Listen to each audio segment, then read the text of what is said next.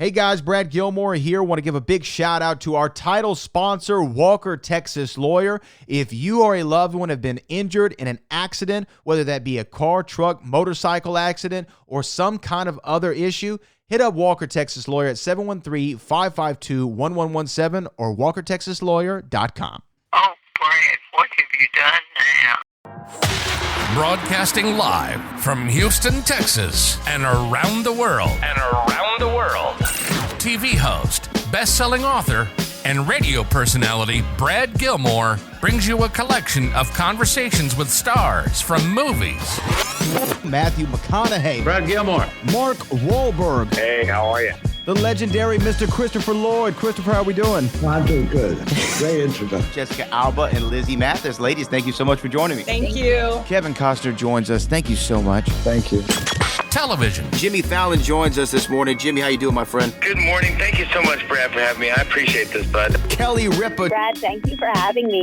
Comedy. Jay Leno joins us. Jay, how you doing? Hey, Brad, what's going on? Chris Tucker is in the building. Chris Tucker, good morning to you. Hey, Brad. Good morning to you. How are you? George Lopez joins us right now. George, how are you doing, sir? Good morning. Music. Lola Monroe. Thank you. Thank you for having me. The legendary frontman of AC/DC, Brian Johnson, joins us right now. Brian, how you doing? Good morning, Brad. What lovely to talk to me, funny lad. Megan Trainor. Thank you so much, Brad. You're awesome. Chloe Bailey joins us. I appreciate the time. Appreciate you. And more. This is The Collection. Now your host, The Boat. Brad Gilmore!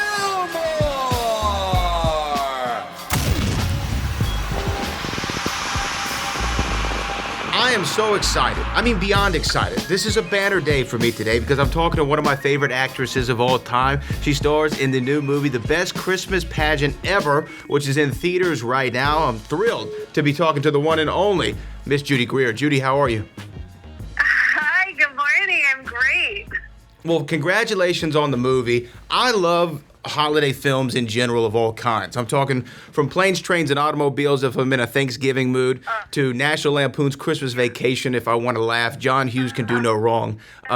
This movie, though, falls to me in that same level of just such an enjoyable holiday watch. I can see why you wanted to do it. But for people who might not know the premise of the film, can you give us like a quick synopsis of what people can expect?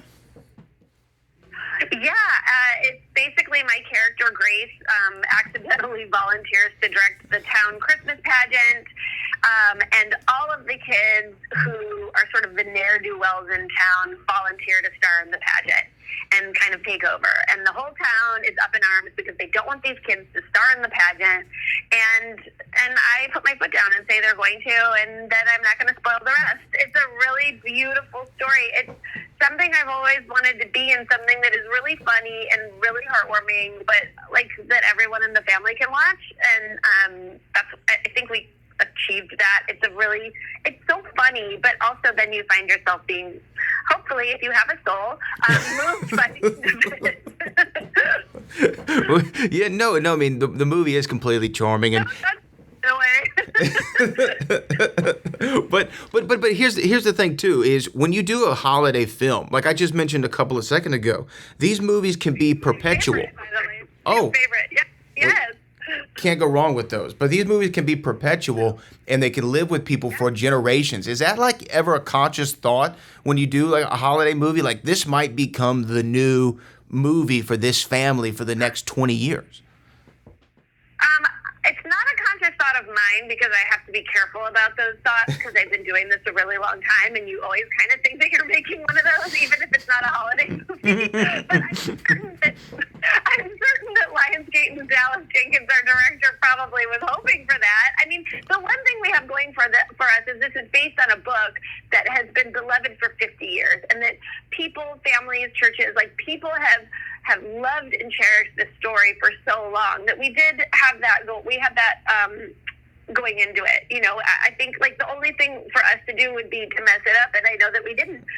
Yeah, you do kind of hope, but I have to be careful to think about it too much because I'll get too nervous. Well, yeah, but I think that y'all accomplish it. And again, having such a great subject matter like the book, but also everybody, whether you're a holiday person or even a Christmas person or not, you can relate to this movie, especially the journey that the young kids go through. As you refer to them, the ne'er-do-wells, that your character sees something in and really wants to make something special with them. That's a story that really translates beyond just the holidays. Yeah, that's what was moving to me. I mean, I thought that the screenplay, when I read it, was so beautiful and, like, funny and interesting. But, like, what I loved about the sort of overall theme of the movie is, like, welcoming the other, opening up our hearts and our minds to people that we normally don't. And I think that's really important right now in our country. It's really important during the holidays especially. And one thing I really liked about this story, too, is that the people who are judgmental of the herdman children are actually the people in the church. And I thought that was, I mean, that's a part of the book, is that it's like actually the church people who are supposed to be loving and welcoming that are like, no, we don't want them in the pageant. And I think that's, you know, obviously by the end, like, things change and the story is told but like what I like so much about it is that, like, even the people sometimes that are supposed to be the good people and doing the right thing aren't always. And there's always an opportunity to learn and grow, no matter who you are and no matter where you are, you know? No, and again, the subject matter is covered in this movie. I can't recommend it enough for people to go out and make sure that they check out the best Christmas pageant ever. Now, here's the thing, Judy. I'm sure that you know this, so I'm not going to tell you anything you don't already know, but you're 100% the GOAT. You're one of the greatest of all time. I mean, I feel like your ability to select projects should be studied in colleges somewhere, because you have such a great project selector, a script selector. I don't know where it comes from. They should just say, hey, look, it's a Greer green light. If you like it, let's green light this movie. Where did this come from? Like, how do you pick these projects so well?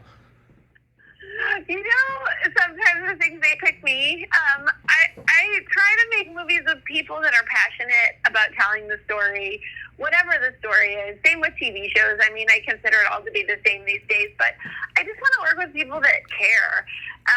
When I met Dallas the first time, I mean, there was like no question in my mind that he was so passionate about telling the story, and that I care about, because, like, we're going to be away from our family. We're going to be shooting this movie for months. It was very cold in Winnipeg. Like, I want to be around people that are excited to be there. And I find that, like, when you can find those people to work with, I think any job that you work on, like, you know, any job at all, really. Like, when you're surrounded by people that are passionate, like, it makes the day go by. It makes the story better. It makes everything better. We're all happier. And I've been really, knock on wood, lucky. I don't have specific things I'm looking for. I'm just looking for, like, passion, good story, and good people. Well, you know, and when you say, you know, everybody on the set being passionate about it and kind of working together, that's really the trick of a movie, and what makes a movie or a television show work, or a play for that matter, is everybody thinking singularly but acting collectively. You all have to do your role and to fulfill this story. We really are a little community, you know? We're just like this little tiny town that's like, whether it's a TV set or a movie set, I mean, we're all working together to do this, and like, I don't know, I really like it. I like the feeling of being in these small villages, and everyone has a job, and everyone's doing their job, and if we're all respectful of each other, it just ends up being like a really fun day no matter what you're shooting. Even doing the horror movies I've shot in my career have been like that. These tiny little villages, and yes, they're like screaming more blood, and okay, we need to chop his arm off, like, just below the elbow, not above the elbow, and we're all like, yay, okay, cool, ooh, there's a taco truck, awesome, like, it's fun, like, we have a really good time.